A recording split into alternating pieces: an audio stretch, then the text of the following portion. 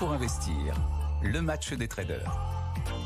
Le match des traders comme tous les jours. Et aujourd'hui, nous retrouvons le duo du vendredi. Mathieu Serron de chez Galileo Trading et Dorian Abadi de chez Meilleur Taux Placement. Tiens, on va commencer avec vous, Dorian. Bonjour. Bonjour Lorraine. Comment ça va ce matin, si je puis dire? Comment se passent les 2 premières heures de cotation et que surveillez-vous attentivement en ce vendredi 13 juin? Oui, c'est un début de séance typique des pics de tension géopolitique. C'est-à-dire que concrètement, on a les actions qui baissent d'un côté et en parallèle, l'or, le dollar, le pétrole et bien sûr le VIX, l'indice de la peur, qui monte en flèche. Donc les frappes israéliennes contre l'Iran concentrent bien sûr toute l'attention des investisseurs ce matin. Mais finalement, les pertes sont relativement limitées à l'échelle des indices boursiers européens. C'est-à-dire que on est entre moins 0,5 et moins 1,4% sur les principaux indices d'un pays à l'autre. Le CAC 40 perd aux alentours de 1,10% ce matin. On aurait pu craindre bien pire, évidemment. Donc on est autour des 7675 points. Sur la semaine, on fait moins 1,6% sur l'indice français et en fait, on revient concrètement à 4% de gains. C'est ça surtout qui est important sur l'ensemble de 2025.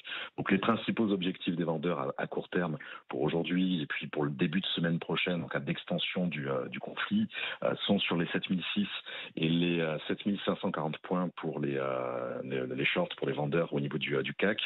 Et puis, surtout, on a seulement 2 secteurs qui tirent, je dirais, leur épingle du jeu.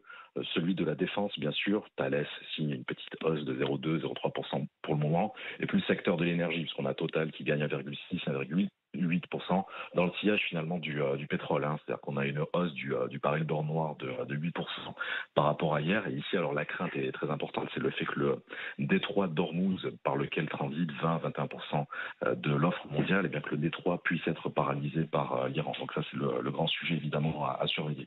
Voilà. Puis en parallèle, un dernier mot, on a quelques attentions, je dirais, pour les secteurs lourdement sanctionnés, en particulier dans le transport aérien, le tourisme, avec l'accord à moins 4,6. Voilà. Et l'or qui se rapproche de son record historique également. Et oui, l'or qui traite autour des 3444 dollars du côté de Londres. Merci Dorian Abadi et l'équipe de Meilleur Taux Placement.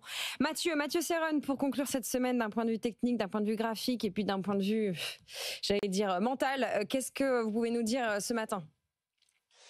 Comme on sentait ces derniers jours, comme indiqué ces derniers jours, on sentait les marchés à bout de souffle, à la recherche d'un catalyseur, avec la situation géopolitique extrêmement tendue au Moyen-Orient. Eh bien, ils l'ont trouvé. Mais ce que l'on remarque ce matin, c'est qu'il n'y a pas de panique. D'ailleurs, sur le CAC, nous sommes actuellement à proximité des plus bas d'hier. Depuis l'ouverture, le niveau d'ouverture, le CAC a déjà rebondi d'environ 1%. On revient uniquement dans le bas de la zone d'évolution depuis début mai, donc une zone support, un pivot important autour des 7550, 7600. Tant qu'on est au-dessus, dans une optique moyen terme, je considère qu'on est toujours plutôt du bon côté. À court terme, c'est neutre, mais à moyen terme, on reste toujours plutôt du bon côté. Donc en intraday, j'ai tendance à jouer les 2 sens, en achetant sur les replis, en vendant sur des rebonds. La semaine dernière, en plateau, je vous indiquais mettre en place également des stratégies de couverture avec les options, dans la mesure où on sentait que ça calait un petit peu partout.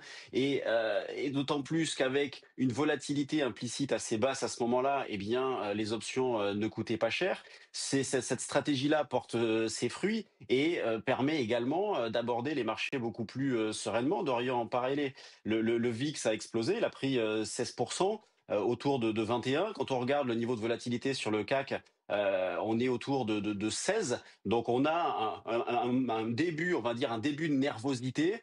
Pour l'instant, qui est répercuté, oui, sur les marchés avec le repli, mais rien de bien méchant. Le pétrole aussi, bien évidemment, s'est envolé. Et ce qui est intéressant, et là, on remarque qu'en début de semaine, on a eu un signal d'achat technique sur le pétrole. Mardi, précisément, derrière, il s'est envolé. Donc moi, je me raccroche toujours à mes repères techniques. Sur le CAC, c'est 750-600. Au-dessus, toujours du bon côté, même si quid du potentiel à la hausse et de la situation, on va dire, globale. Et puis en dessous, on aurait une première dégradation.